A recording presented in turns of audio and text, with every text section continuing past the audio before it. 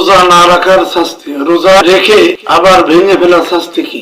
নবীজি সাল্লাল্লাহু আলাইহি সাল্লাম বলেন, আমি একদিন ঘুমায় রয়েছি, রাতের বেলা দুইজন ফেরেশতা আমার কাছে আসলো। দুইজন ফেরেশতা আমার কাছে এসে আমার দুই বাহু ধরলো, দুই বাহু ধরে আমাকে নিয়ে গেল পাহাড়ের চূড়ায়।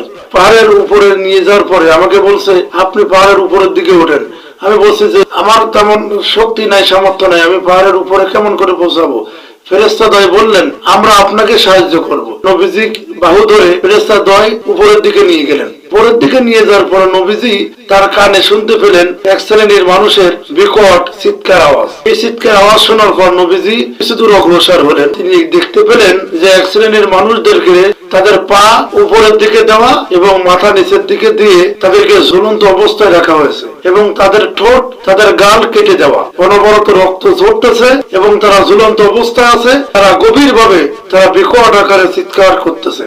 নবীজি জিজ্ঞাসা করলেন ফেরেশতাদেরকে, কি ব্যাপার, কি কারণে এদের এই শাস্তি? ফেরেশতারা বললেন, ইয়া রাসূলুল্লাহ, এদেরকে শাস্তি এই কারণে দেওয়া হচ্ছে, এরা রোজা রাখার পরে ইফতারের আগে ইচ্ছাকৃত ভাবে রোজা ভেঙে ফেলেছে, এই কারণে এদেরকে এই শাস্তি দেওয়া হচ্ছে। একবার গভীর ভাবে চিন্তা করুন তো, আমরা যারা রোজা রাখি না, ইচ্ছাকৃত ভাবে যারা সুস্থ সবল দেহ থাকার পরেও যারা রোজা রাখি না, তাহলে আপনার আমার অবস্থাটা কি হবে?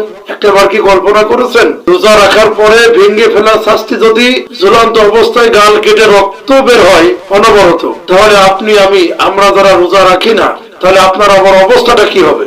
আল্লাহ পাক সবাইকে ইবাদত করুক, সবাইকে হিদায়াত দান করুক, সবাইকে মাহে রমাদানের সিয়াম পালন করার তৌফিক দান করুন। আমিন তুম্মা আমিন।